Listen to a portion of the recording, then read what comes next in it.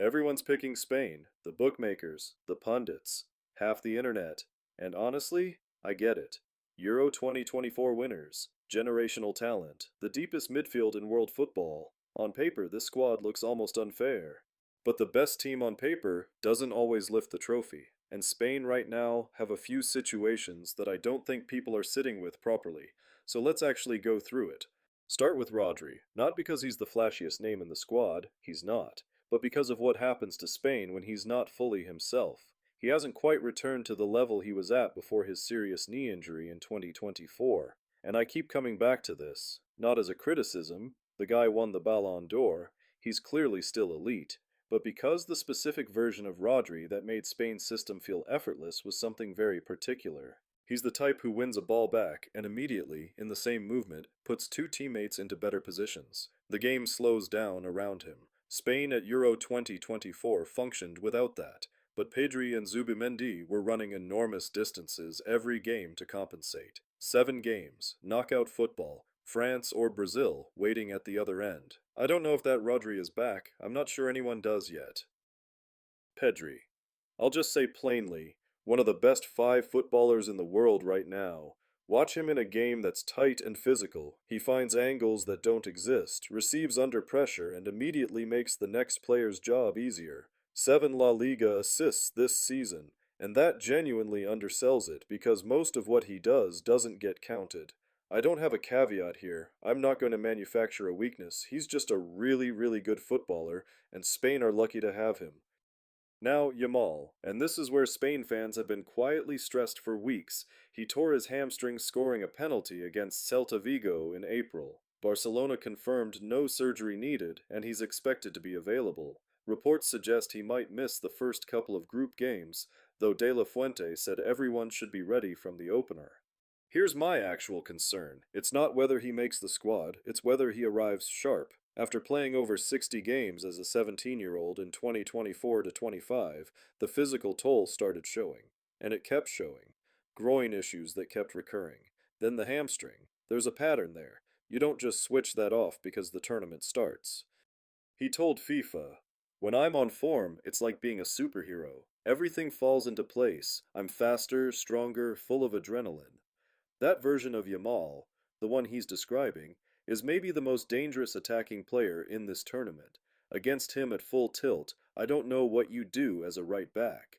But what if Spain get to the quarterfinal and he's at 75%? What if available and that guy are two different things by the time the knockouts arrive? Nico Williams is in the squad too, despite a season disrupted by his own fitness problems. Spain's 2 widest, most unpredictable attacking threats both arriving with question marks. That's not a minor detail tucked at the bottom of a preview. For the first time in their World Cup history, Spain have named a squad with 0 Real Madrid players. They went to Euro 2020 without Madrid representation too, but that was injuries. Ramos and Carvajal both unavailable. This time there are no injuries explaining it. De La Fuente just didn't pick them. The 2010 squad had 5 Madrid players. Euro 2024 had 3, now none. Barcelona have 8 players in this squad. Arsenal have 2. This is essentially a Barcelona national team with contributions from elsewhere. I find this interesting more than alarming, honestly. Whether that kind of concentration creates a different dressing room energy, a closer one maybe, I genuinely can't tell you. Cubarsí is 19 years old. I keep saying this to people and they nod like it's a normal sentence. It isn't. He steps into midfield when he needs to, reads second balls, almost never looks hurried. He's been doing this at Champions League level for 2 seasons now. There's a composure to him that feels like it belongs to someone 10 years older. Put him next to Laporte. Experience, presence, a real voice in the dressing room, and that partnership makes sense. Laporte at 32 doesn't cover the ground he once did, sure. Against teams that want to run in behind, Spain's backline can be exposed. France would look for that. Argentina too.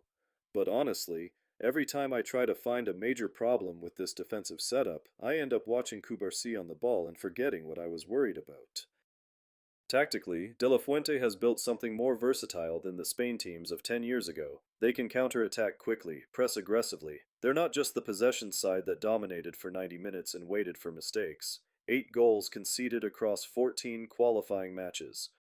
Oyarzabal on direct free kicks with that clean, low technique that dips late and catches goalkeepers flat. In a tournament that could come down to one dead ball moment 30 yards out, that's a real weapon. There's a calmness to how this team operates under De La Fuente that I think gets underrated. They don't panic when they don't score early. They don't chase games in a way that opens them up. That's not nothing at a World Cup. The 2010 comparison.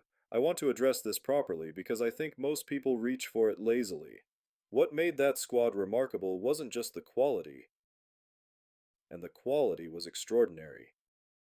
It was that they knew how to suffer. They could be in a game for 70 minutes where nothing was working, where the crowd had turned, where the opponent was on top, and they'd find a way out. Not through brilliance, through something harder to manufacture. That 2010 group had been through things together. They'd won Euro 2008 first. They knew what it felt like to carry a country's expectations and deliver under that weight. This current squad has more individual talent, arguably.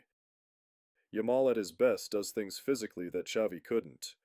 Pedri in tight spaces might be the best in the world at what he does right now. But I still find myself asking whether this generation has been tested the way that 2010 group was tested. Not in terms of quality, in terms of what they do when a game goes wrong for 60 minutes and they need to find something that isn't there. I don't have an answer. I'm not sure the tournament has asked the question yet. Spain and France are co-favorites according to bookmakers, ahead of England, Brazil, and Argentina. Feels about right. I'd personally price Argentina closer than most. Scaloni's tactical flexibility, a squad that's been together longer than any of the other contenders. But that's a different video. Actually, I covered that in a lot more detail in the previous video, so if that interests you, it's definitely worth checking out. Spain are genuinely good, maybe the best team in this tournament. There's a version of this where Rodri doesn't fully rediscover that level, where Yamal spends the first 3 games managing his fitness, where Nico Williams is half a yard short of his best, and suddenly Spain are still dangerous, still hard to beat, but not the runaway favorites the previews suggest. Not a prediction, just something worth holding in your head while you watch. Maybe they're the best team in the world right now. Maybe they're not quite there. I'm curious what you think. If Spain reach the final, who do you see on the other side? Leave it in the comments, and if you enjoy this kind of analysis, subscribe. Plenty more coming.